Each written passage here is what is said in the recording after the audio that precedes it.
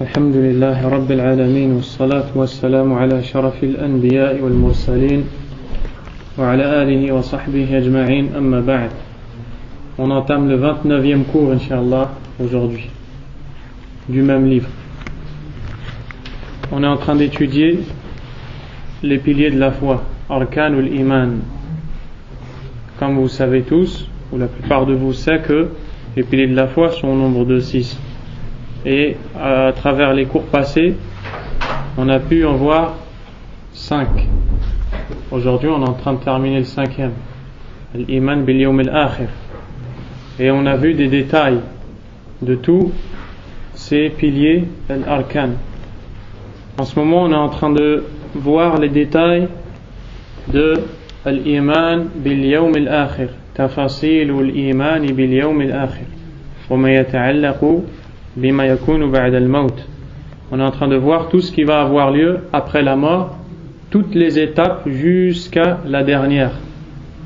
La dernière étape qui est Akhir marhala ma hiya al-jannatu aw an-nar, le paradis et l'enfer, ou l'enfer. Dans les cours passés, qui est-ce qui me rappelle, on a parlé de quoi?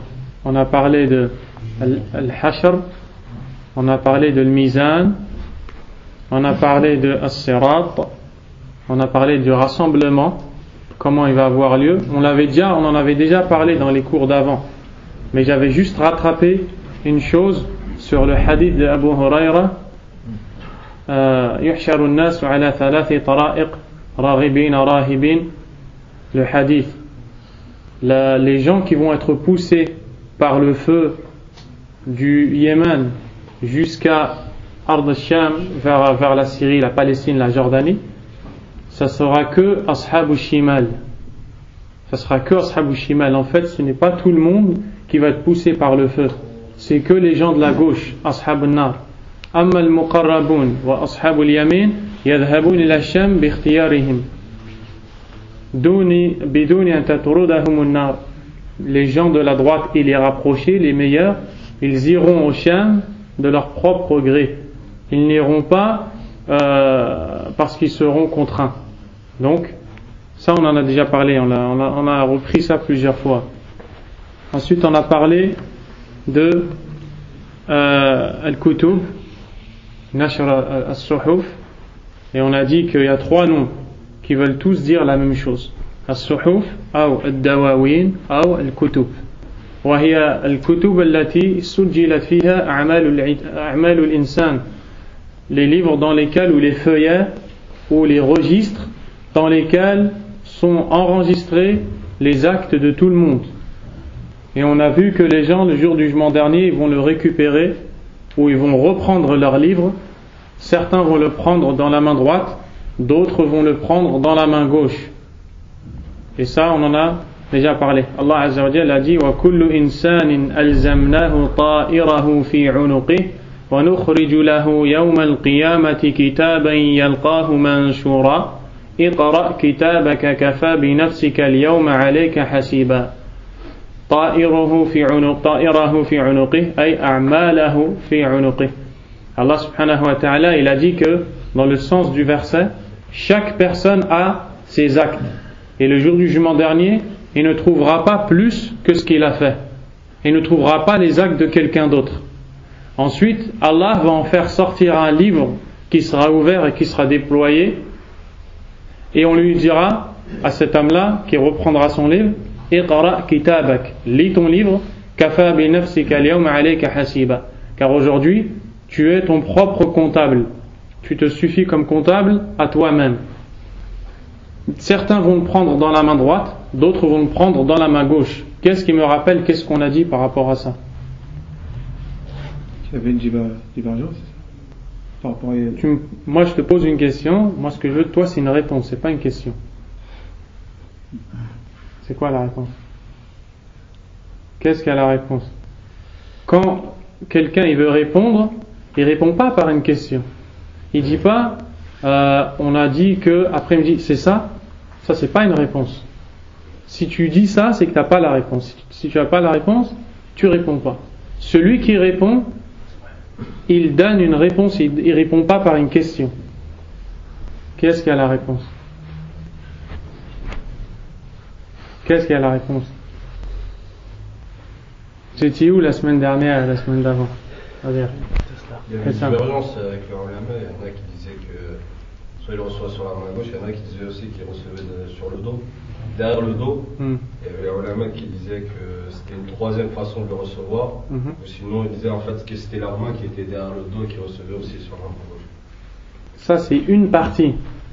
C'est une partie de la réponse, mais c'est pas suffisant parce que celui qui va t'écouter comme ça, il sait pas de quoi tu parles. Parce que là, tu as dit directement, il y en a qui ont dit qu'il va le prendre dans la main gauche, d'autres derrière le dos. Qui va le prendre dans la main gauche? Qui va le prendre derrière le dos? Abdul Karim.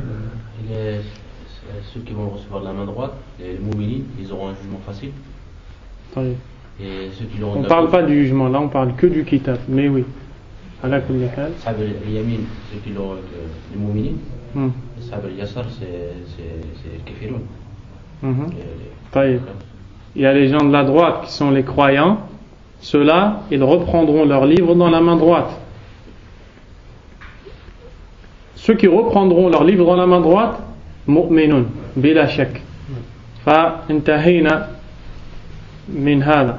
لكن الأمر الثاني من الذي يأخذ كتابه بشماله أو من وراء ظهره وهل في هذا من تفصيل اللي غادي ياخذ الكتاب بالشمال يقدر يكونوا يعني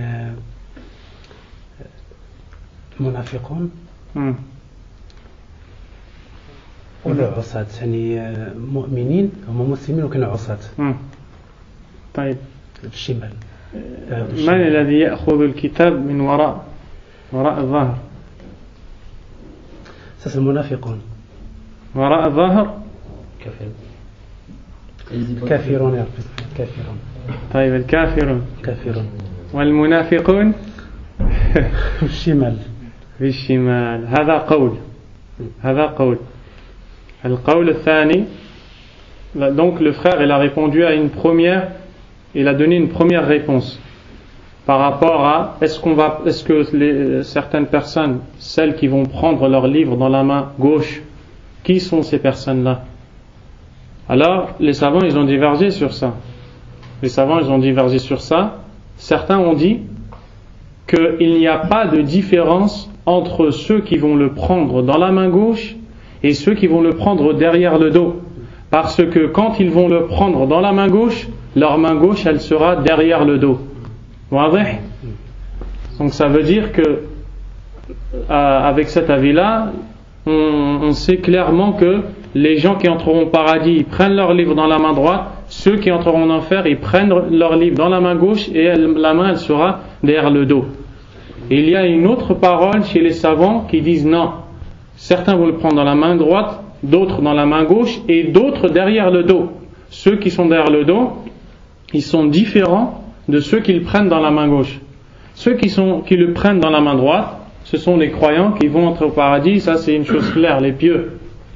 Ceux qui vont entrer ou qui vont prendre leur livre dans la main gauche, pour certains parmi les savants, ce sont al-munafiqun, les hypocrites. Et ceux qui vont prendre leur livre derrière le dos, al-kuffar, les mécréants.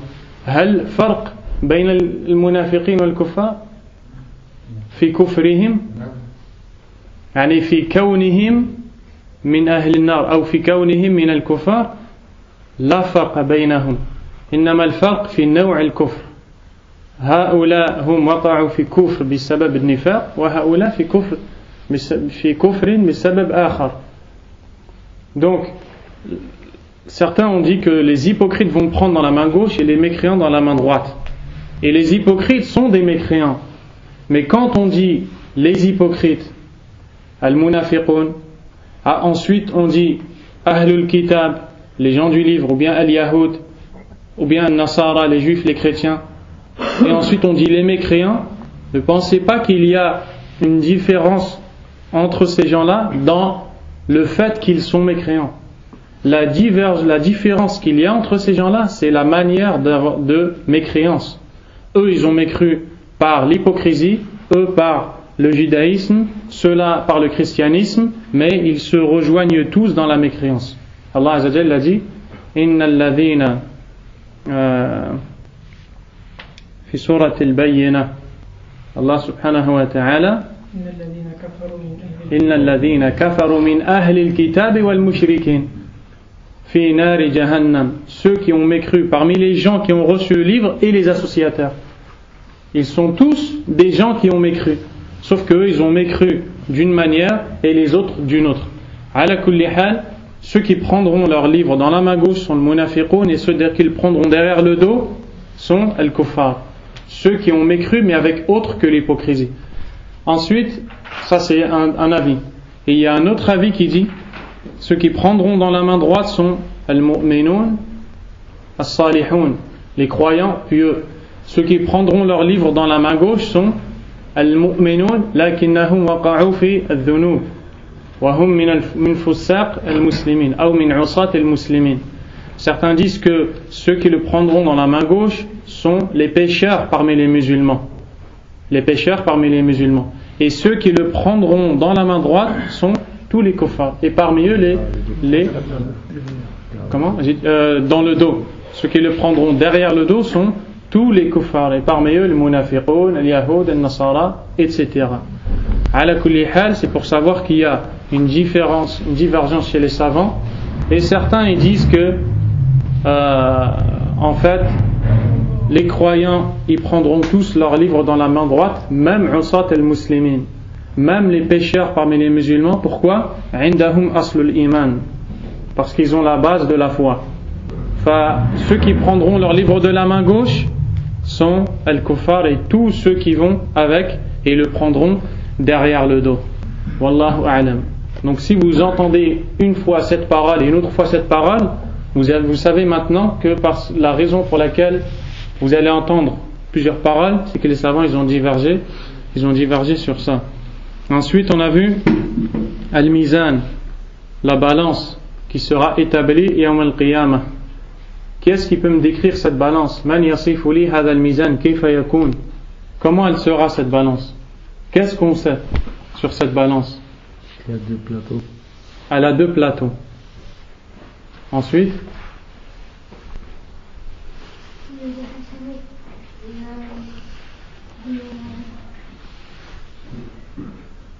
et quoi? Barakallahu fik. Il y aura des hasanat, des bonnes actions, et des sayyi'at et des péchés. Et toi, Inch'Allah, tu n'auras que des hasanat dans cette balance, si tu continues à venir comme ça à la mosquée. Taïe.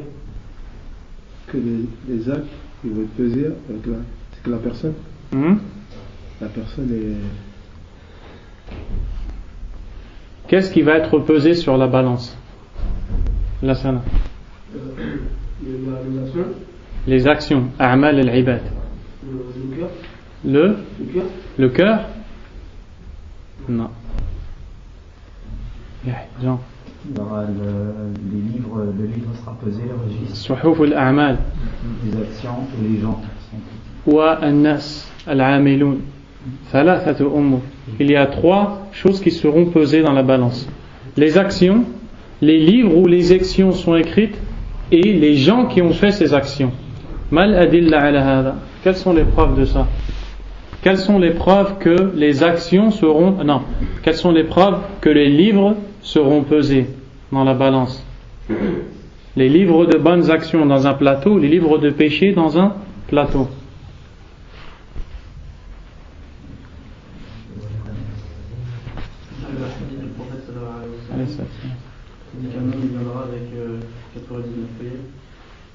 هذا هو الحديث الذي يسميه العلماء حديث البطاقة. Le hadith qui est appelé par les gens de science le hadith de la carte. Dans ce hadith, le prophète sallallahu alayhi wa sallam nous explique qu'un homme viendra le jour du jugement dernier avec 99 feuillets. Dans tous les feuillets, il y a toutes ces actions qui sont enregistrées. Et le prophète sallallahu alayhi wa sallam nous dit qu'un seul feuillet, dans sa taille, il est égal à ce qu'on appelle maddul basar, c'est-à-dire la portée de la vue, tout ce que tu peux voir avec ton œil.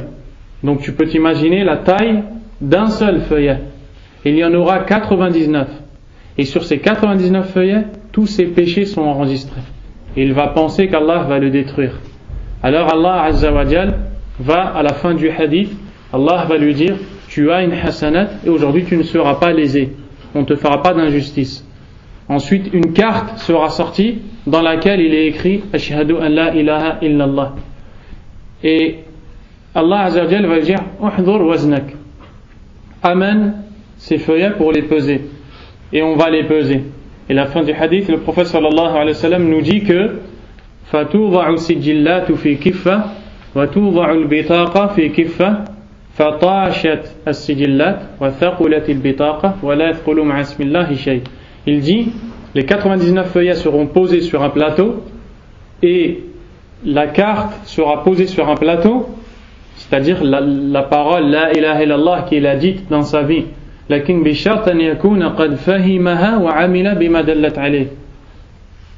Et avec la condition qui a compris cette parole et a mis en pratique ce qu'elle implique. Car ce n'est pas tous ceux qui disent La ilaha illallah qui auront ce résultat.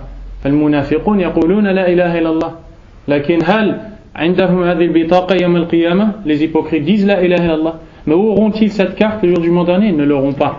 Donc qui est-ce qui aura cette carte-là? Celui qui a dit La ilaha illallah et qui a compris cette parole et qui a mis en pratique ce qu'elle implique. Donc, après que ces feuillets et cette parole vont être pesés, les feuillets ils vont s'envoler et la parole elle va prendre tout le poids. Et qu'est-ce qui va se passer? Allah a dit rien n'est plus lourd que le nom d'Allah subhanahu wa ta'ala. Cet homme-là il va entrer au paradis. Allah azza wa jalla il va le faire entrer au paradis. On comprend de ce hadith que la balance elle a deux plateaux. On comprend qu'elle a deux plateaux, premièrement, et on comprend que sur ces plateaux-là, les feuillets vont être pesés. La deuxième chose, qu'est-ce qu'on a dit?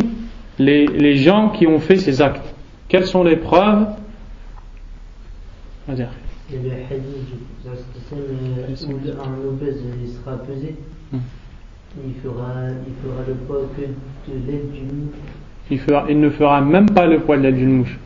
Le prophète sallallahu alayhi wa sallam a dit يُؤْتَى بِالرَّجُلِ الْعَظِيمِ السَّمِينِ فَلَا يَزِنُ عِنْدَ اللَّهِ جَنَاحَ بَعُوضَةٍ. يعني يوم القيامة في الميزان وهو عظيم في بدنه سمين ما عنده وزن عند الله في الميزان يوم القيامة. Le prophète sallallahu alayhi wa sallam a dit on fera venir un homme imposant et corpulent avec un gros corps le jour du jugement dernier, il ne pèsera même pas l'aile d'un moustique chez Allah. Donc il sera pesé. Et aussi un autre hadith. L'autre hadith. C'est pas grave. Hassana. Il y avait le professeur qui avait, comme il y avait des jambes maigres. Qui? Le prophète? Non, c'est pas le prophète.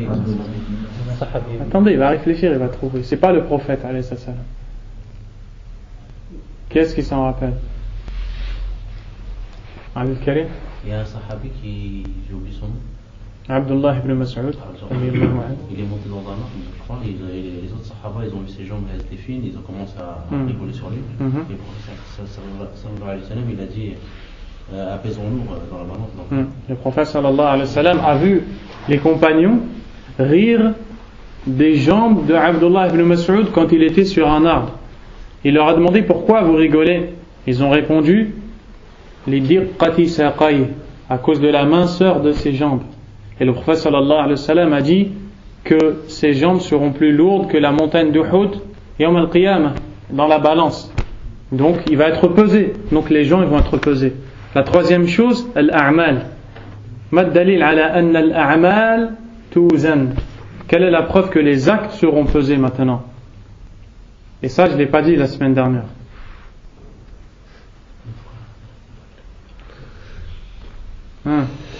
Et la plupart de vous, vous avez entendu ce hadith-là. Et la plupart de vous, vous le connaissez.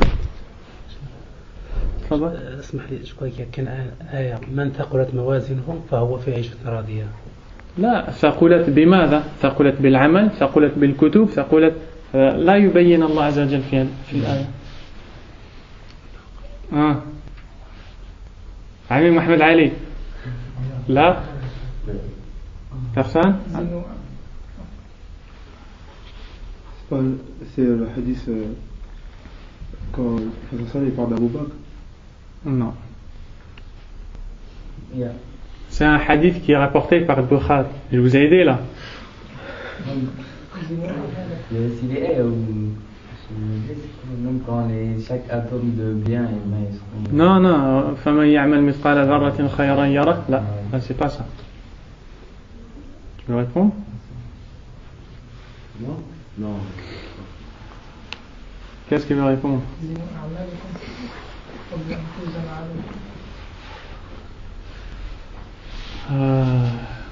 C'était pas ça que je voulais.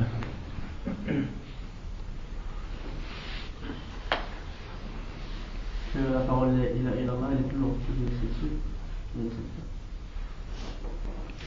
En fait, moi je voulais le hadith kalimatan khafifatan ala lisan thaqilatan fil mizan habibatan ila ar-rahman subhanallah wa bihamdihi subhanallah al-azim thaqilatan fil mizan akhir hadith al-Bukhari. Akhir hadith, le dernier hadith qu'a rapporté l'imam al-Bukhari, il a dit 2 mots sont légers sur la langue, aimés d'Allah et lourds dans la balance. إذن يوزن التسبيح والتهليل وهذه من الأعمال. طيب. Ensuite, on a vu, mais ce que le frère Issam il a dit, ça peut rentrer dedans. Ensuite, on a parlé de as-sirat. Qu'est-ce que c'est as-sirat? Hein? Le pont au-dessus de l'enfer. Il est comment ce pont? Il est comment le pont?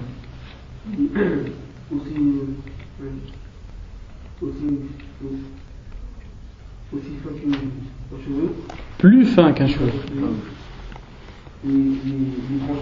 Il est plus tranchant qu'une épée et il est glissant. Et il a des crochets et des pinces à droite et à gauche. Qu'est-ce qui va passer sur ce pont? Les croyants. Al-mu'minun. Ça y est.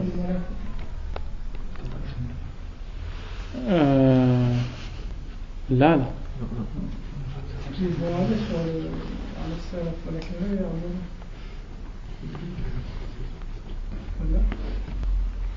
Allahu a'lam.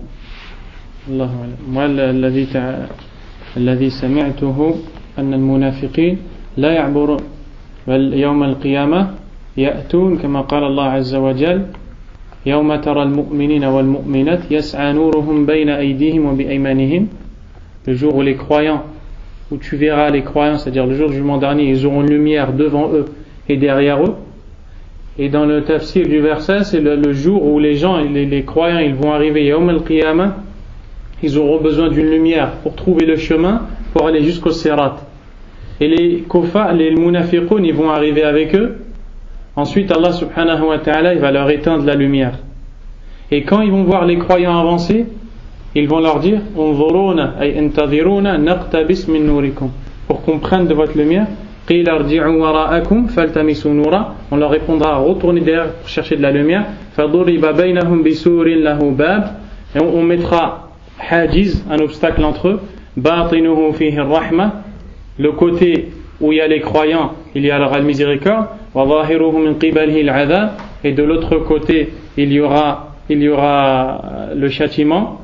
Ensuite, à la fin de l'histoire, à la fin des versets, les croyants, ils vont, les kuffar, les munafiqun, ils vont demander aux mu'minun de venir parce qu'on était avec vous, on faisait la prière avec vous, et eux ils vont leur répondre qu'ils ont désobéi à Allah, etc.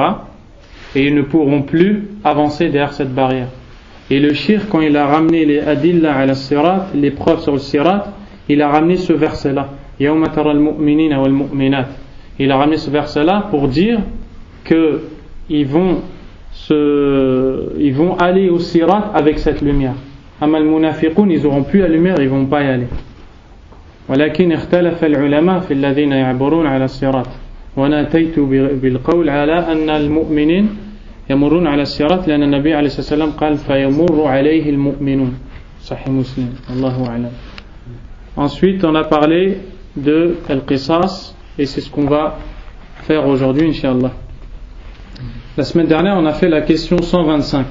Al-Su'al al-Khamis wal-Ishrun ba'da al-Mi'a. Ma dalil al-Qisas min al-Kitab. Quelle est la preuve du talion dans le livre? De quoi on parle quand on parle du talion? On parle de ce qui va se passer Yawm al-Qiyamah. Raddul huquq ila ahliha. Rendre les droits à leurs ayants droit. Tous les gens qui ont été victimes d'injustice reprendront leurs droits et Allah subhanahu wa ta'ala leur rendra tout ce qui leur a été pris. Et toutes les injustices qu'on leur a faites, ils le reprendront. Allah ne les lésera pas. Et Allah subhanahu wa ta'ala ne les laissera pas sans reprendre ce qui leur est dû. Et il y a un autre qisas dans le Coran. Le qisas dans le Coran, il y a deux choses. Il y a celui de dunya et celui de l'akhirah. Et celui de dunya, c'est la loi du talion. Dans la charia l'islam, dans la loi de l'islam, une main, celui qui fait une chose, on lui fait la même chose, etc. On ne parle pas de ça ici. On ne parle pas de ça. Le cheikh ici, il n'a pas dit ma dalil al-qisas yawm al-qiyamah min al-kitab. لأنه الآن يتكلم عن الإيمان باليوم الآخر. فهو واضح أنه يقصد القصاص يوم القيامة. Et le cheikh n'a pas dit quelle est la preuve du talion du jour du jugement dernier. Il n'a pas eu besoin de dire ça parce que là il est en train de nous parler du jour du jugement dernier, donc c'est évident qu'il nous parle du talion du jour du jugement dernier. L'imam al-Bukhari rahimahullah, il a un bab al-qisas yawm al-qiyamah. Il a mis chapitre le talion du jour du jugement dernier. Pourquoi il a fait ça dans son chapitre? Parce que comme il y a deux talions, pas que les gens se trompent, il a dit le talion du jour du jugement dernier. Et lui ici il n'a pas eu besoin de le dire parce qu'il parle de la foi au jour dernier. Donc la réponse c'est la parole d'Allah subhanahu wa ta'ala: Inna Allah la yadhlimu mithqala dharra wa in taku hasanatan yudha'ifha wa yu'ti min ladunhu ajran 'azima. Allah ne laisse personne fût-ce du poids d'un atome.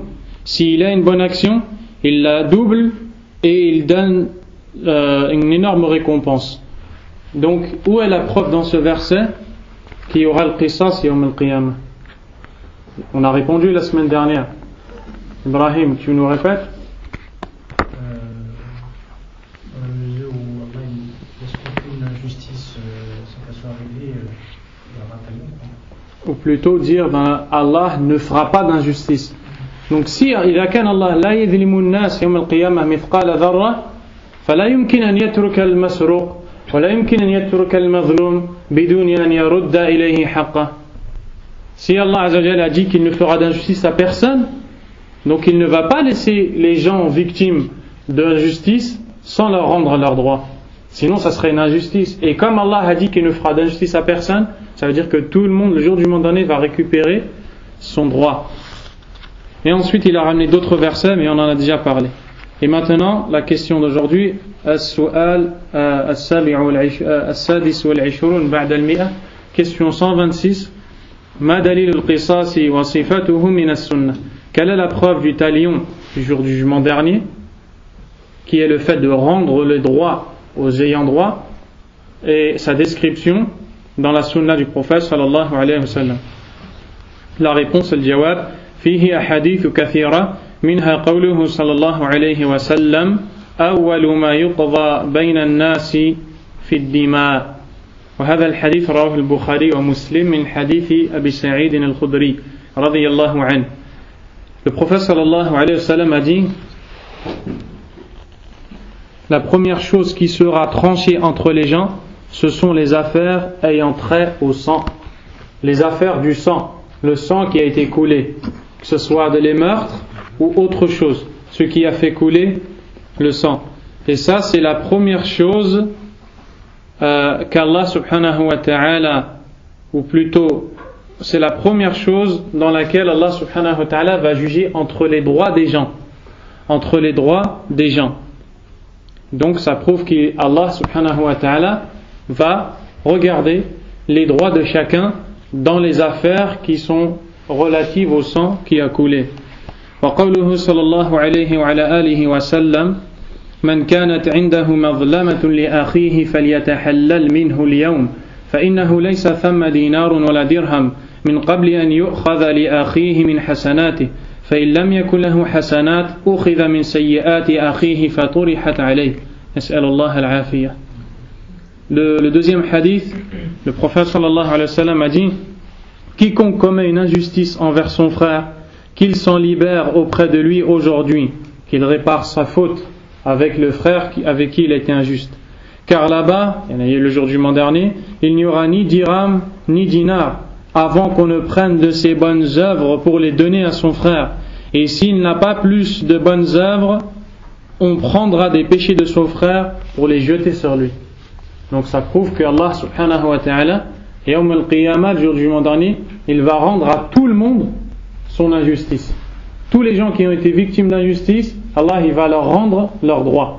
Donc celui qui a fait du tort à quelqu'un, s'il ne lui a pas rendu son tort et s'il ne s'est pas corrigé avec lui, le jour du jugement dernier, Allah subhanahu wa ta'ala va prendre des hasanat de cette personne-là et les donner à la victime. S'il n'a plus de hasanat, il va prendre les péchés de la victime et les mettre dans le dos de l'injuste. نسأل الله العافية qu'Allah nous préserve.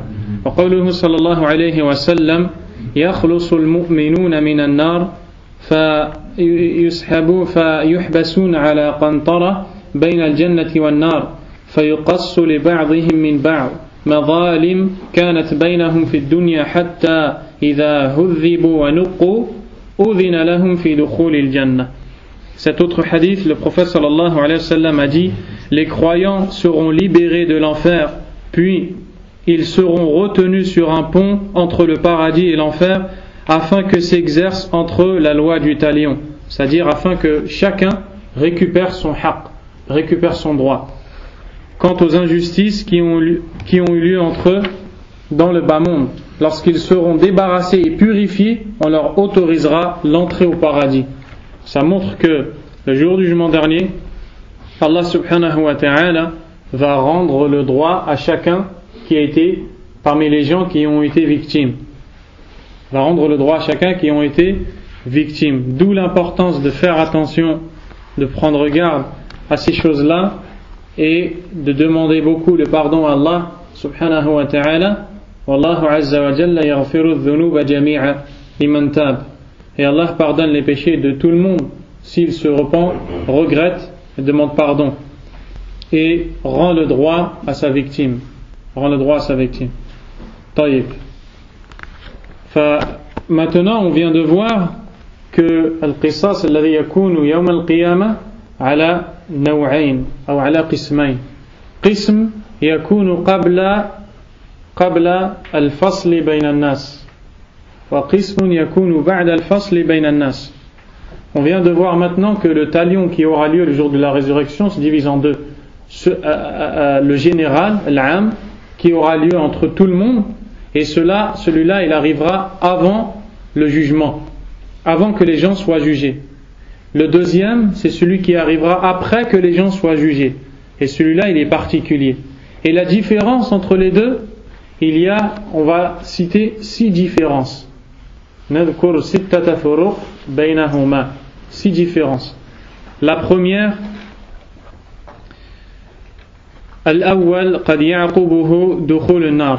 La première, c'est-à-dire le premier talion qui aura lieu le jour du jugement dernier, il peut être suivi par l'entrée en enfer. Mais le deuxième, là, لأن الثاني القصاص الثاني هو القصاص بين المؤمنين الذين يدخلون الجنة. Il n'y arrivera pas après ce qu'on appelle l'entrée en enfer, après le deuxième. Après le premier, des gens pourront entrer en enfer, mais après le deuxième, non. Parce que le deuxième, il sera que pour les croyants juste avant qu'ils entrent au paradis. La deuxième différence, al-awwal qabla as-sirat wa al-thani ba'da. Le premier aura lieu avant le pont, avant de marcher sur le pont. Et le deuxième aura lieu derrière le pont ou de l'autre côté du pont. Le troisième, et d'abord quand on parle du premier, on parle de celui qui aura lieu avec tout le monde, même avec les animaux.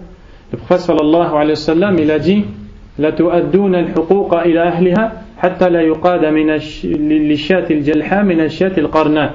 Il a dit, vous allez rendre les droits à leurs ayants droit, même la brebis ou le mouton qui n'avait pas de cornes va reprendre son droit à la brebis qui avait des cornes.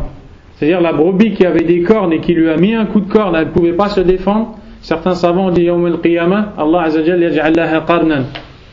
Il va lui donner une corne pour lui rendre ce coup-là. Donc ça c'est al-qisas al-am. La troisième différence, al-awwalu lil-khalqi jami'an wa al-thani lil-mu'minin khassa. Donc le premier sera entre tout le monde, comme on vient de le dire, et le deuxième que pour les croyants. Que pour les croyants avant qu'ils entrent au paradis. Al-awwal ada'u huquq wa istikhlasuha. Al-thani tahdhibun wa tanqiyah. Le premier, il servira à voir les droits de tout le monde et ressortir les droits de tout le monde. Et le deuxième, celui qui aura lieu qu'entre les croyants, il servira justement à purifier. Après qu'on ait vu les droits de chacun, on va les rendre et on va les purifier pour chacun. Al-Khamis, Al-Awwalu fi ard al-Hisab, fi ard al-Sham, Al-Thani fi dar al-Jaza. La cinquième différence, c'est que le premier talion aura lieu dans la terre du rassemblement qui est au Sham. Et le deuxième aura lieu après Sirat, c'est-à-dire dans l'endroit où les gens recevront leur rétribution. Et celle-là sera le paradis. Al-Sadis, الفرق السادس الأول يكون فيه من لا حسنات له الثاني لا يكون فيه إلا من كان له حسنات. La sixième différence, c'est que le premier talion, il se peut que des gens soient dans le premier et qu'il n'ait pas de hasanat, les kuffar, etc. Mais le deuxième, il n'aura lieu que pour les gens qui ont des hasanat parce qu'il sera que pour les croyants. Donc il y a 6 différences entre le talion, les 2 talions le jour du jugement dernier. Maintenant on va passer dans Al-Hawd, le bassin du prophète Yawm al-Qiyamah sallallahu alayhi wa sallam. السؤال السابع والعشرون بعد المئة ما دليل الحوض من الكتاب. Quelle est donc la question 127? Quelle est la preuve du bassin? Quelle est la preuve qu'il y aura un bassin?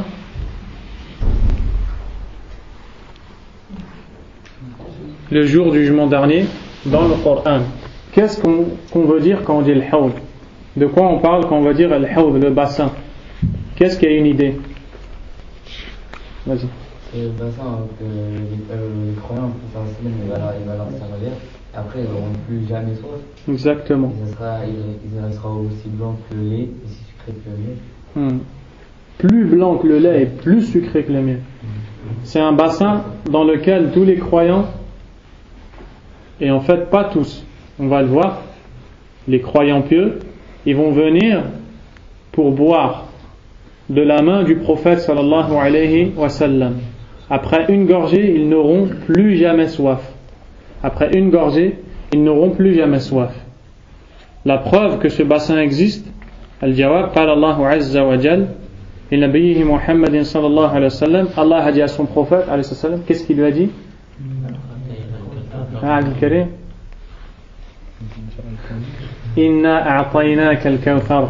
Nous t'avons donné al-kawthar. Qu'est-ce que c'est al-kawthar? Hein? Ouais. لا مش وين عصام نهر لا عارف انك تقصد النهر. C'est un fleuve au paradis خاص للنبي صلى الله عليه وسلم. Il est réservé au prophète Mohammed عليه الصلاة والسلام. ولكن الآن نتكلم عن الحوض لا نتكلم عن الكوثر. Maintenant on parle du bassin, on ne parle pas du kawthar. C'est quoi le lien entre ce verset et la preuve que Al-Hawd il existe, le bassin?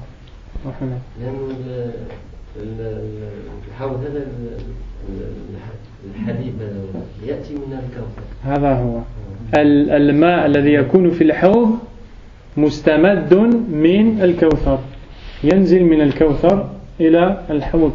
C'est que le bassin, l'eau qui se trouve dans ce bassin vient du Kawthar qui se trouve au paradis. Donc le fait que le Kawthar existe et que le prophète alayhi salam nous a expliqué que du Kawthar l'eau elle vient, elle va dans le hawd, donc c'est une preuve par rapport à ça. السؤال الثامن والعشرون بعد المئة, question 128. ما دليله وصفته من السنة. Quelle est sa preuve du bassin et sa description dans la sunna? الجواب فيه أحاديث كثيرة بلغت مبلغ التواتر تكاثرت منها. Il y a beaucoup de hadiths très nombreux. Parmi ceux-ci, قوله صلى الله عليه وسلم أنا فرطكم على الحوض. ما معنى فرطكم على الحوض؟ أي سابقكم أتقدم بين أيديكم أولكم. Le prophète sallallahu alayhi wa sallam a dit: je suis votre devancier dans le bassin, ce qui va arriver au bassin avant vous. وقوله صلى الله عليه وسلم إني فرط لكم وأنا شهيد عليكم وإني والله لأنظر إلى حوضي الآن. Le prophète sallallahu alayhi wa sallam dit: je suis votre devancier au bassin et je suis votre témoin. Par Allah, je vous regarde mon bassin en ce moment même. Allah Azza wa Jal kashafahu lahu alayhi salam. Allah lui a montré. Pendant qu'il parlait à ses sahaba, Allah lui a montré. Wa qawluhu sallallahu alayhi wa sallam hawdi masiratu shahrin ma'uhu abyadu min al-laban wa rihuhu atyabu min al-misk wa kizanuhu awani adadu nujumi as-sama' man shariba minhu fala yadhma'u abada. Et tous ces hadiths-là sont rapportés par Al-Bukhari et Muslim. Et dans celui-là, le prophète sallallahu alayhi wa sallam a dit: mon bassin est de la longueur d'un mois de marche. D'un mois de marche. Son eau est plus blanche que le lait. Son odeur est meilleure que le musc. Et les tasses avec lesquelles les gens vont boire sont-elles les étoiles du ciel? Alaykum salam. Elles sont semblables aux étoiles du ciel dans deux choses: fi adadiha wa fi jamaliha. Al-kizan wa hiya al-awani allati yashrabuna biha min al-hawd adaduha ka adad an-nujum wa jamaluha ka jamal an-nujum. Les gobelets ou les tasses avec lesquelles les gens vont boire de ce bassin sont égales dans le nombre et dans la beauté aux étoiles qui sont dans le ciel. Il nous dit: celui qui va en boire n'aura plus jamais soif. Wa qawluhu sallallahu alayhi wa sallam ataytu ala naharin hafatah ay janibah qibab al-lu'lu' al-mujawwaf faqultu ma hadha ya Jibril qala hadha al-kawthar wa ghayru dhalika min al-ahadith fihi kathir. Et le dernier hadith, le prophète sallallahu alayhi wa sallam a dit: je suis parvenu à une rivière dont les deux rives, c'est-à-dire les deux côtés, sont comme des dômes de perles creuses, les perles blanches. Et on appelle ça les perles creuses parce qu'à l'intérieur elles sont vides. Al-lu'lu' al-mujawwaf lanna dakhilahu khali laysa fihi shay. Et après avoir vu ça, le prophète sallallahu alayhi wa sallam a dit à Jibril, il lui a dit: qu'est-ce que c'est, ô Jibril? Il répondit: c'est al-kawthar. Donc on vient de voir Al-adilla ala al-hawd yawm al-qiyamah, l'épreuve du hawd yawm al-qiyamah.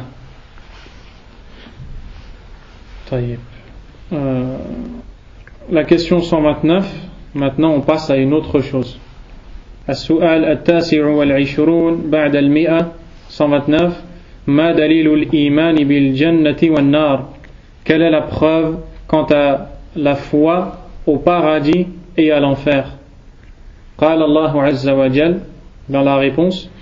Et avant d'entrer dans la réponse, ici il n'a pas expliqué ما لم يبين ما هي الجنة وما هي النار لأنهما واضحتان عند جميع المسلمين. Il n'a pas expliqué qu'est-ce que c'est le paradis, qu'est-ce que c'est l'enfer, parce qu'elles sont deux choses claires chez l'ensemble des savants. Tout le monde sait qu'il y a le paradis et l'enfer. Al-Jawab, la réponse, قال الله تعالى, Allah a dit: فاتقوا النار التي وقودها الناس والحجارة أعدت للكافرين. Alors prémunissez-vous contre l'enfer qui a pour combustible les hommes et les pierres. Cet enfer a été préparé aux mécréants.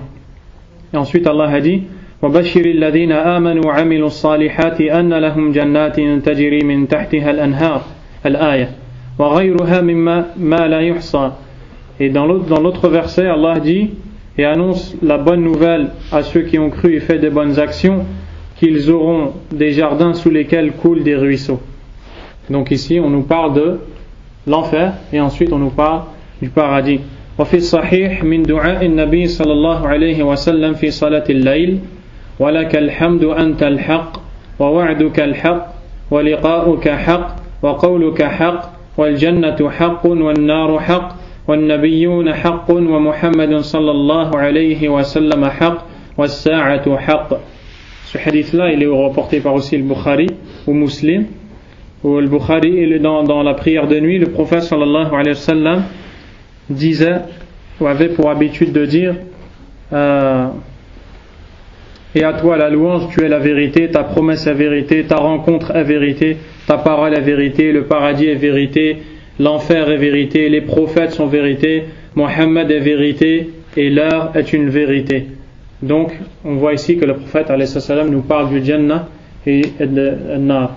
Wa qawluhu sallallahu alayhi wa sallam man shahida an la ilaha illa Allah wahdahu la sharika lah wa anna Muhammadan abduhu wa rasuluhu wa anna Isa abdullahi wa rasuluhu wa kalimatuhu alqaha ila Maryam wa ruhun minhu wal jannata haqqun wan nar haqq adkhalahu Allahu al jannata ala ma kana min al amal أخرجاه البخاري ومسلم من حديث عبادة بن الصامت رضي الله عنه.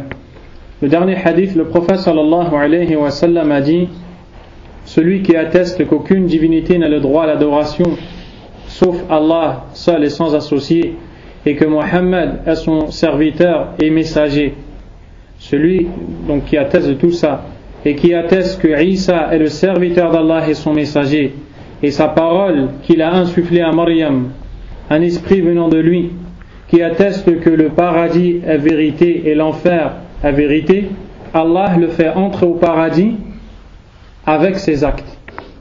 Ma ma'na adkhalahu Allahu al-jannata ala ma kana min al-amal. De quoi le prophète alayhi salam nous parle quand il nous dit Allah le fait entrer au paradis avec les actes qu'il a. Man yujib. Qui est-ce qui répond? أدخله الله الجنة على ما كان من العمل. ظاهر الحديث ما هو؟ Avec cette croyance. عيسى.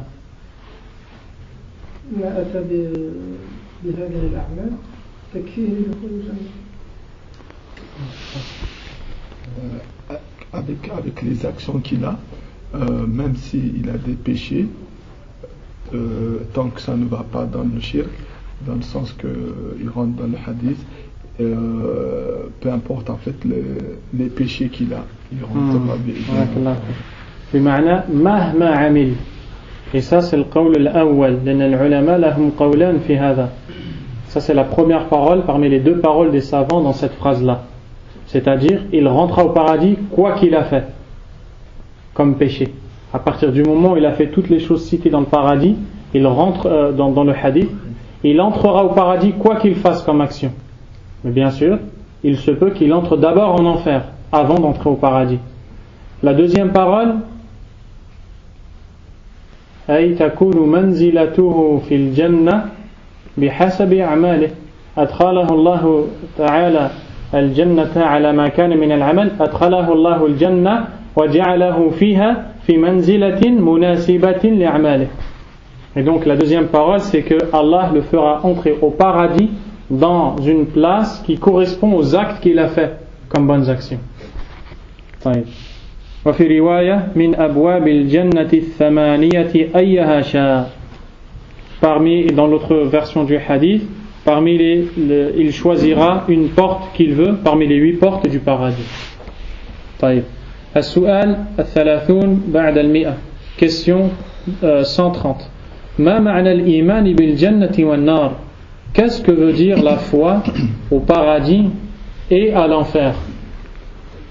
Al-Jawab, la réponse, معناه التصديق الجازم بوجودهما يعني الآن وأنهما مخلوقتان الآن وأنهما باقيتان بإبقاء الله لهما لا تفنيان أبدا ويدخل في ذلك كل ما احتوت عليه هذه من النعم وتلك من العذاب.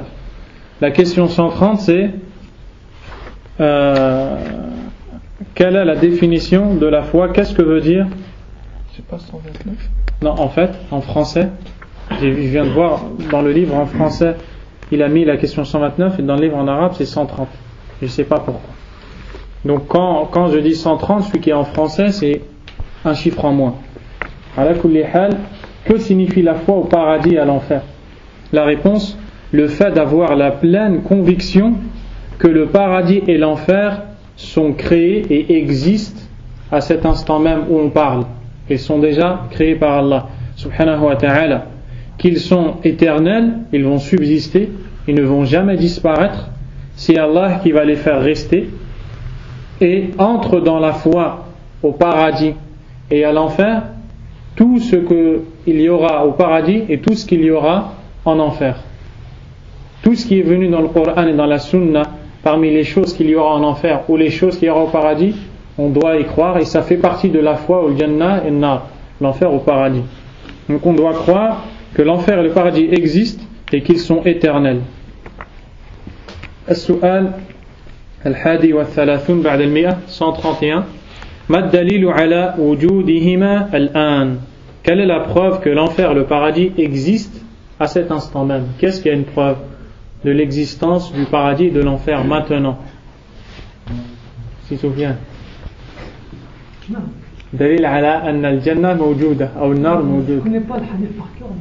Ah, j'en suis sûr que tu connais. Mais peut-être tu...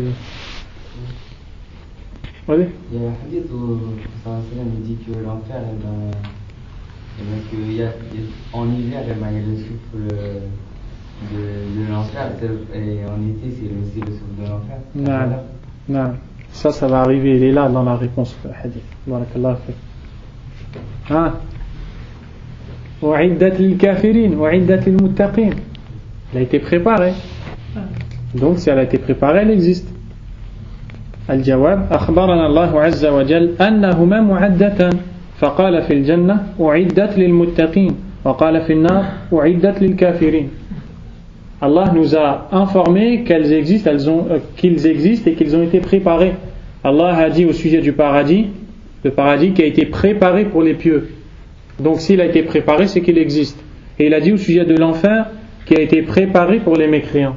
Donc l'enfer existe.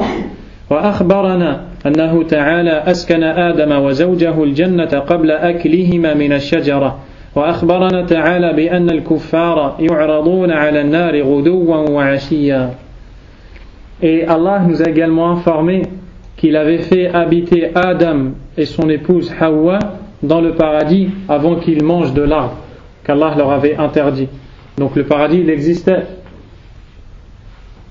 Et ça montre que le cheikh y voit l'avis que le paradis dans lequel il y avait Adam et Hawa, c'est le même paradis dans lequel les gens vont être récompensés. Parce que c'est une divergence chez les savants. Ala kulli hal, la suite. وأخبرنا تعالى بأن الكفار يعرضون على النار غدوا وعشيا. Et Allah nous a informé aussi que les mécréants seront exposés au feu le matin et le soir. وهذا في القبر. هذا في عذاب القبر. لكن هذه النار تأتي من جهنم فيتعذبون بها في قبورهم. Et Allah nous a informé donc qu'ils seront châtiés par le feu dans leur tombe, d'accord? Mais ce feu, il vient de l'enfer. Ce feu qui les châtiera dans la tombe, c'est un feu qui vient de l'enfer. وقال النبي صلى الله عليه وسلم, le prophète عليه الصلاة والسلام a dit: اطلعت في الجنة فرأيت أكثر أهلها الفقراء واطلعت في النار فرأيت أكثر أهلها النساء. Il dit: j'ai regardé dans le paradis et j'ai vu que la majeure partie de ses habitants représente les pauvres. Puis j'ai regardé dans l'enfer et j'ai vu que la majeure partie de ses habitants représente les femmes. Donc il a vu le paradis et il a vu l'enfer. لماذا الفقراء يدخلون الجنة قبل الأغنياء? pourquoi les pauvres entreront au paradis avant les riches?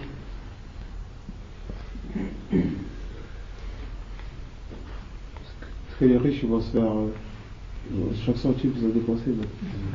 Exactement. Parce que les riches ils vont se faire juger sur tout leur argent. Donc ça va leur prendre plus de temps. Il se peut que le riche il entre après le pauvre, mais il entre plus haut que le pauvre. Si كان غنيا شاكرا ينفق في سبيل الله يدخل بعد الفقير إذا كان الفقير له حسنات أقل منه ولكن هو يكون فوقه في الدرجة بحسب الأعمال. Donc il se peut que le riche entre après le pauvre, et le fait qu'il entre après le pauvre ne veut pas dire qu'il va être en dessous de lui. Il se peut qu'il soit au-dessus de lui s'il a fait plus d'actions que le pauvre, mais il va prendre plus de temps à rentrer au paradis parce qu'il devra rendre des comptes sur tout son argent. وتقدم في فتنة وعذاب القبر إذا مات أحدكم يعرض عليه مقعده الحديث. Et également, on a vu dans les chapitres précédents que le prophète sallallahu alayhi wa sallam a dit, lorsque l'un d'entre vous meurt, on lui montre sa place, c'est-à-dire la place dans laquelle il va aller, que ce soit le paradis ou l'enfer. وقال صلى الله عليه وسلم أبردوا بالصلاة فإن شدة الحر من فيح جهنم. Le prophète sallallahu alayhi wa sallam il a dit, faites la salat, c'est-à-dire quand il fait chaud, quand il fait très chaud, on a la permission de reculer un peu la salat al-dhuhr, de la faire un peu plus tard. Pourquoi? Pour que le temps il soit un peu plus frais. Donc le prophète alayhi wa sallam a dit, rafraîchissez par la prière, c'est-à-dire rafraîchissez en faisant la prière un peu plus tard. Reculez la prière de son temps un petit peu, dans son temps reculez-la, car la chaleur est un souffle de l'enfer. وقال صلى الله عليه وسلم اشتكت النار إلى ربها عز وجل فقالت ربي أكل بعضي بعضا فأذن لها بنفسين نفس في الشتاء ونفس في الصيف فأشد ما تجدون من الحر وأشد ما تجدون من الزمهرير. Donc le prophète sallallahu alayhi wa sallam a dit dans ce hadith,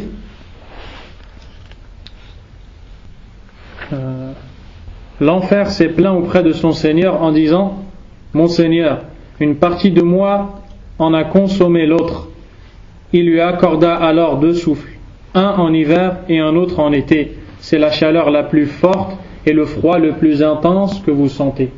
La chaleur la plus forte qu'on sent et le froid le plus fort qu'on sent sont deux souffles de l'enfer. Parce que l'enfer a souffert en lui-même. Et il a demandé à Allah subhanahu wa ta'ala de lui accorder ces deux souffles. Et Allah tabaraka wa ta'ala lui a accordé. On demande à Allah qui nous protège de l'enfer. وقال صلى الله عليه وسلم الحمى من فيح جهنم فأبردوها بالماء. Il dit, c'est-à-dire le prophète sallallahu alayhi wa sallam, la fièvre est un souffle de l'enfer, rafraîchissez-la par de l'eau. وقال صلى الله عليه وسلم لما خلق الله الجنة والنار أرسل جبريل إلى الجنة فقال اذهب فانظر إليها الحديث.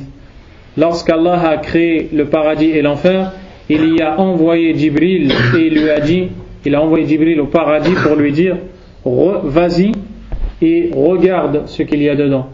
Donc tout ça, tout ce qu'on vient de lire, c'est un ensemble de preuves qui nous montrent que l'enfer et le paradis existent.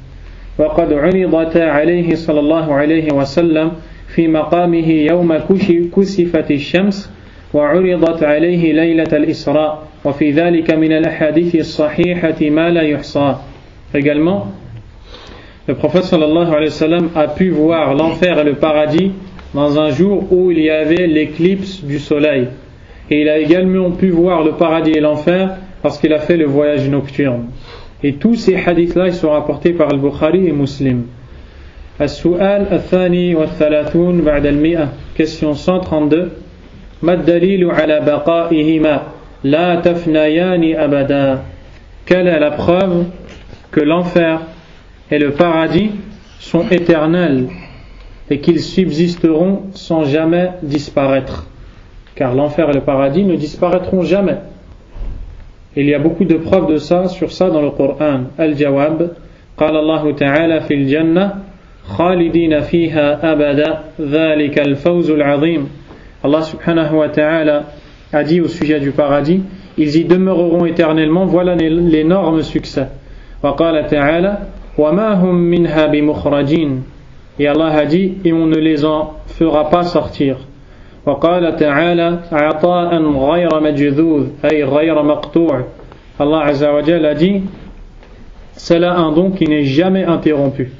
وقال تعالى, et Allah a dit aussi, لا مقطوعة ولا ممنوعة. Il n'y a pas la traduction du verset ici, mais dans le sens du verset, c'est que il n'est jamais interrompu. Les délices qu'il y a au paradis ne seront jamais interrompus. وقال تعالى إن هذا لرزقنا ما له من نفاد لا ينفد ولا يذهب ولا يضمحل وإنما يبقى. Allah a dit, ce sera notre attribution inépuisable. Le paradis est inépuisable et tout ce qu'il y a dedans est inépuisable. وقال تعالى إن المتقين في مقام أمين إلى قوله لا يذوقون فيها الموت إلا الموتة الأولى. Et aussi Allah subhanahu wa ta'ala a dit, les pieux seront dans une demeure sûre. Et à la fin, ils n'y goûteront pas à la mort sauf leur mort première. وغيرها من الآيات فأخبر تعالى بأبديتها وأبدية حياة أهلها وعدم انقطاعها عنهم وعدم خروجه منها.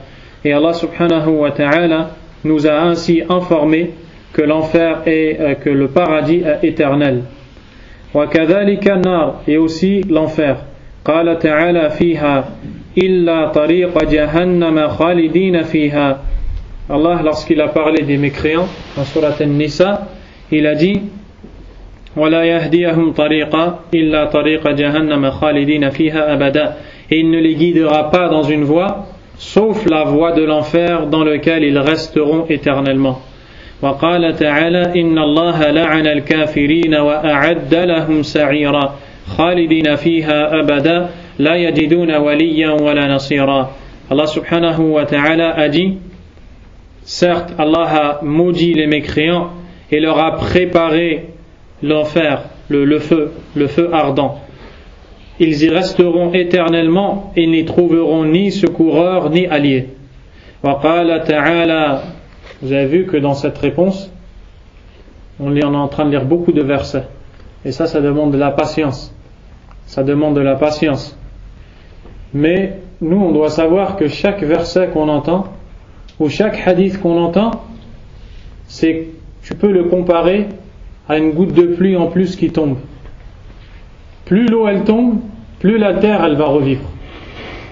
هذه الآيات التي نسمعها هي بمثابة قطرات المطر التي تنزل إلى الأرض الجافة فهي تنزل إلى قلوبنا حتى تحيا. Ces versets ils descendent dans nos cœurs pour les faire revivre.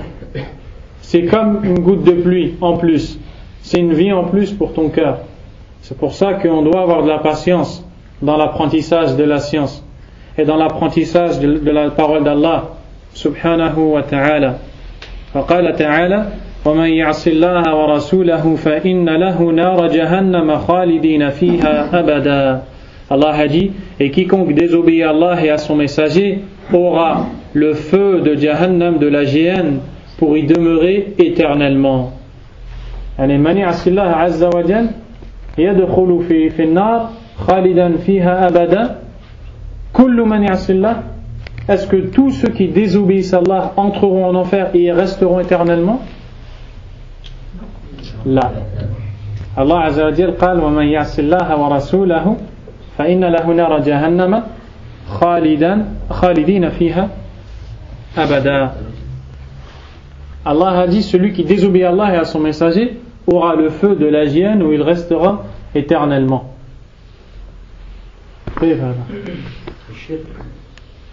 Hein?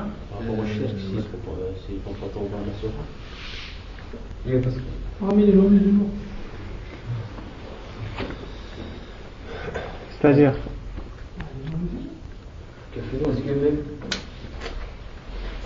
rapport avec ça, mais c'est pas exactement comme ça. Parce que même les musulmans qui vont aller en enfer, ça va faire avec l'ombre, ça peut être une éternité, mais ça va sortir quand même. Là. Ici, khalidina fiha abada. Ici, les mots là, ils sont bien précis, ils ne sortiront. Hein? جزاك الله خيرا. المعصية هنا معصية الكفر أو الشرك، وكل ما يقع به الإنسان في الكفر أو الشرك هي هذه المعصية. La désobéissance de laquelle Allah parle dans ce verset, c'est celle qui amène à la mécréance. Ça veut dire que الكذب لا يدخل في هذه الآية، السرقة لا تدخل في هذه الآية، لكن عبادة القبور تدخل في هذه الآية، دعاء غير الله يدخل في هذه الآية وهكذا. Les actes de désobéissance qui sont de la mécréance entrent dans ce verset-là. Ceux qui entreront en enfer éternellement. وقال الله وقال تعالى وما هم بخارجين من النار. نسأل الله أن يحفظنا من النار. Et Allah Azza wa Jalla a dit dans ce verset, et ils ne sortiront pas de l'enfer. كيف هذا؟ أليس بعض المسلمين يدخلون النار ثم يخرجون منها ويكون مآلهم إلى الجنة؟ دقيقة ترجم.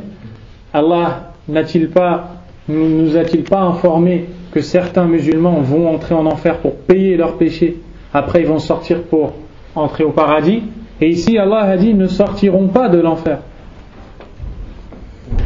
Ils sortiront après ce qu'ils ont reçu comme ça, non? C'est pas ça. C'est salade. Hein? Mais c'est proche ce qu'il a dit Ami Mohamed Ali, mais c'est pas ça. Hein, Sofiane? Ça concerne que les non-musulmans. Voilà, tout simplement. Ça concerne que les musulmans ici. Mais les musulmans qui entreront en enfer, eux, ils en sortiront. Et si on disait que ce verset concerne les musulmans, alors on aurait dit ce qu'il a dit. Mohamed Ali, Ammi Mohamed Ali. On aura dit ce qu'il a dit. On aura dit que si ce verset concerne les musulmans, ils ne sortiront pas de l'enfer, c'est-à-dire ils ne sortiront pas de l'enfer tant qu'ils n'ont pas payé leur faute. Mais après ils sortiront. Mais ce verset ici il parle des gens qui resteront. فقال تعالى هذا في عذاب النار لا يفتر عنهم وهم فيه مبلسون أي لا يخفف عنهم وهم فيه أيسون قانطون من رحمة الله. Allah a dit dans ce verset dans le châtiment de l'enfer qui ne sera jamais interrompu pour eux et où ils seront en désespoir. Donc on voit qu'il ne sera jamais interrompu, ils désespéreront d'Allah subhanahu wa ta'ala. وهذه الكلمة مبلسون إبلاس. هذه الكلمة إبلاس, ça vient de al-ya's min rahmatillah, le désespoir de la miséricorde d'Allah subhanahu wa ta'ala. ومن ذلك سجن في جهنم يسمى بولس. Et il y a une prison en enfer qui s'appelle Boulas. ومن ذلك إبليس. Et aussi sort de la même chose Iblis, parce qu'il a désespéré totalement de la miséricorde d'Allah subhanahu wa ta'ala. Alaykum salam. وقال تعالى لا يقضى عليهم فيموتوا ولا يخفف عنهم من عذابها كذلك نجزي كل كفور. Allah a dit je vais lire le verset, pas dire des bêtises. On ne les achèvera pas de sorte qu'ils meurent, et on ne leur allégera rien de ces tourments. Donc, Allah ne va pas achever les gens de l'enfer, ils ne vont donc pas mourir, et en même temps, les châtiments ne seront pas diminués. وقال تعالى إنه من يأتي ربه مجرما فإن له جهنم لا يموت فيها ولا يحيا. Et Allah subhanahu wa ta'ala a dit quiconque vient en criminel à son Seigneur aura certes l'enfer où il ne meurt ni ne vit. Il ne va ni mourir et ni vivre en enfer. Al-mujrim huna al-kafir. Et le criminel dont on parle ici, c'est le mécréant. طيب. كيف قال لا يموت فيها ولا يحيا. كيف لا يحيون. Comment ici Allah dit qu'ils ne vont pas mourir et ils ne vont pas vivre. Ni mourir ni vivre. Le père ou le fils? Le fils, yallah. Ils vont pas mourir parce que déjà il a dit ils vont jamais mourir. Et ils vont pas vivre parce que de vivre dans l'enfer c'est pas une vie. Le père il a dit c'est ça. Donc on est d'accord avec le père. Inch'Allah. Tel père, tel fils. Allah wa barik. Allah an yaj'alakuma min as-salihin. Donc la réponse c'est que ils ne vont pas être achevés, donc ils ne vont pas mourir. Et ils ne vont pas vivre dans le sens où ils ne vont pas vivre une vie paisible, une vie agréable, une vie où ils vont profiter. Ils ne vont vivre que de la souffrance. Donc ce n'est pas une vie ça. Ce n'est pas une vie. وغير ذلك من الآيات فأخبرنا الله تعالى في هذه الآيات وأمثالها أن أهل النار الذين هم أهلها خلقت لهم وخلقوا لها أنهم خالدون فيها أبدا فنفى تعالى خروجهم منها بقوله وما هم بخارجين منها ونفى انقطاعها عنهم بقوله لا يفتر عنهم ونفى فناءهم عليكم السلام ونفى فناءهم فيها بقوله لا يموت فيها ولا يحيا. Ensuite il nous dit qu'il y a bien d'autres versets encore dans lesquels Allah subhanahu wa ta'ala nous a donné l'information que les gens de l'enfer et du paradis chacun a été créé pour sa destination. Les gens de l'enfer ont été créés pour l'enfer, les gens du paradis ont été créés pour le paradis. Le paradis a été créé pour ses habitants, l'enfer a été créé pour ses habitants. Allah subhanahu wa ta'ala nous a informé qu'ils y demeureront éternellement et il a nié le fait qu'ils puissent en sortir. Allah a dit وَمَا هُمْ بِخَارِجِينَ مِنْهَا, ils n'en sortiront pas de l'enfer. Et il a également nié le fait que leur châtiment s'arrêtera et sera interrompu. Il a dit لَا يُفَتَّرُ عَنْهُمْ, il ne sera pas interrompu. Et il a également nié le fait qu'ils seront réduits ou qu'ils seront anéantis. Ils ne seront pas anéantis. Allah a dit لَا يَمُوتُ فِيهَا وَلَا يَحْيَا, ils n'y mourront pas et ils ne seront pas là, ils ne vivront pas. وقال النبي صلى الله عليه وسلم أما أهل النار الذين هم أهلها فإنهم لا يموتون فيها ولا يحيون. رواه البخاري ومسلم. Le prophète sallallahu alayhi wa sallam a dit également, quant aux gens de l'enfer, ceux qui sont ses habitants, ils y resteront et ils ne vont ni mourir ni vivre. وقال صلى الله عليه وسلم إذا صار أهل الجنة إلى الجنة وأهل النار إلى النار جيء بالموت حتى يجعل بين الجنة والنار ثم يذبح ثم ينادي مناد يا أهل الجنة لا موت يا أهل النار لا موت فيزداد أهل الجنة فرحا إلى فرحهم ويزداد أهل النار حزنا إلى حزنهم وفي لفظ كل خالد فيما هو فيه وفي رواية ثم قرأ رسول الله صلى الله عليه وسلم وأنذرهم يوم الحسرة إذ قضي الأمر وهم في غفلة وهم لا يؤمنون.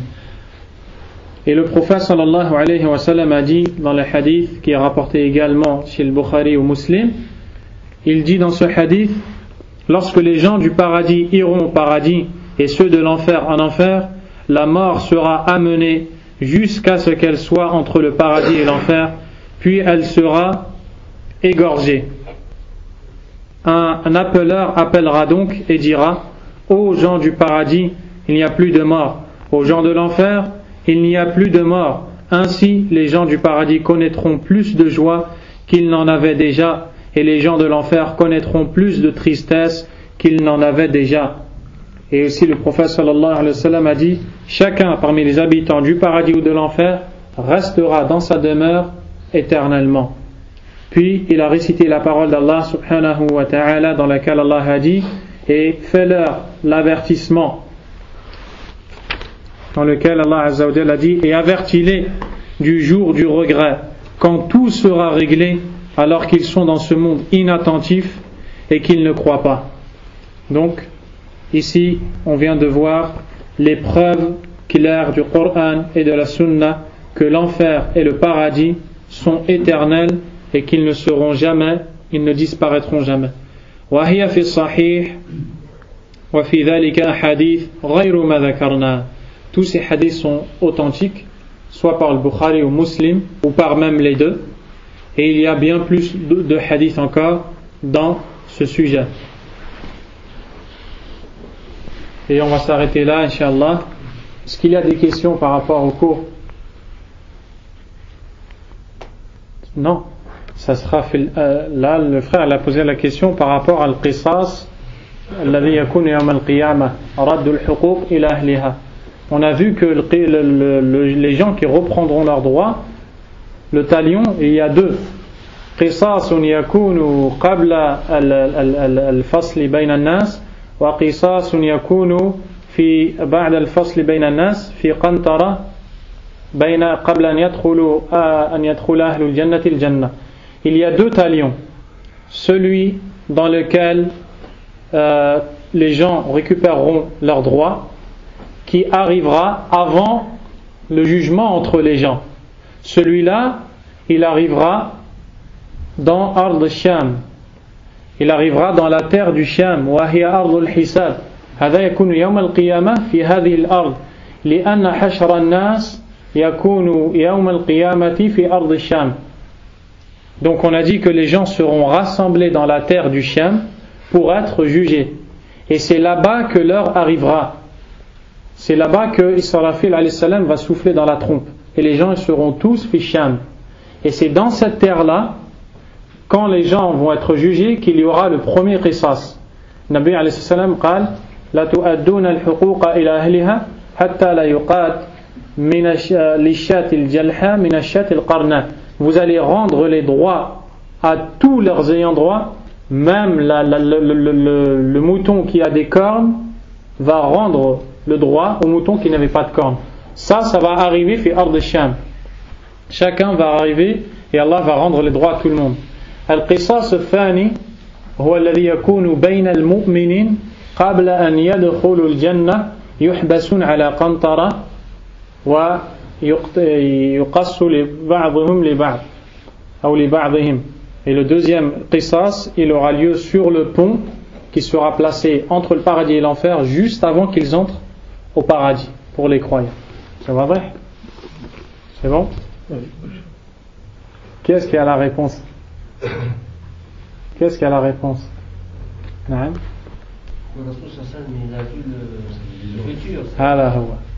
Le Nabi alayhi salam, quand il a vu les gens en enfer et les gens au paradis, c'est-à-dire il a vu ce qu'il va se passer. Ça ne veut pas dire que maintenant ils y sont. Il a vu ce qu'Allah va faire Yawm al-Qiyamah. Ouais, c'est bon? En fait, c'est par rapport au deuxième taillon, le deuxième. C'est juste entre croyants, c'est-à-dire c'est les croyants qui ont fait de la justice entre eux. Exactement. Ah, ils ne vont pas le réparer dans le premier là. Et ben c'est ça qu'on vient de dire. Le deuxième talion, c'est celui qui aura lieu que entre les croyants avant qu'ils entrent au paradis. Dans le premier, Allah subhanahu wa ta'ala va déterminer les droits de tout le monde.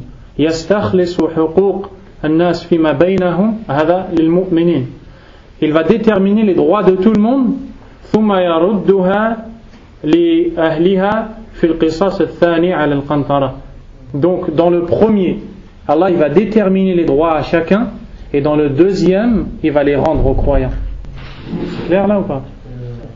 Non, c'est pas clair. Donc je vais te répéter. Hein? Ouais, c'est après Sirat. Ouais, le deuxième qisas, yakunu ba'da sirat. Deuxième sirat. C'est-à-dire que les croyants entre eux, ils ne vont pas se prendre des hasanat s'ils ont fait la justice. Quoi? Ils vont, par exemple, s'ils ont fait de la justice entre eux, ils vont pas se prendre. Là, tu vas pas prendre des hasanat de l'autre croyant. Si chacun, le prophète alayhi salam, il a parlé du mouflis de sa communauté. Il a dit celui qui a fait faillite de sa communauté, donc il a dit qu'il est de sa communauté, c'est un musulman, il va venir avec salat, saum, hajj, et pourtant les autres croyants ils vont lui prendre ses hasanat. Après il va rentrer finnar, après il va en sortir s'il n'a pas fait de shirk. Il y aura deux qisas, il y aura deux talions. Dans le premier, les gens ils vont récupérer leurs droits, et il y a un deuxième où aussi ils vont récupérer leurs droits, plus particulier pour les croyants. Après, quel droit va être récupéré dans le premier, quel droit va être récupéré dans le deuxième, Allahu a'lam. والله أعلم وصلى الله وسلم وبارك على نبينا محمد وعلى آله وأصحابه أجمعين. سبحانك اللهم وبحمدك أشهد أن لا إله إلا أنت أستغفرك وأتوب إليك.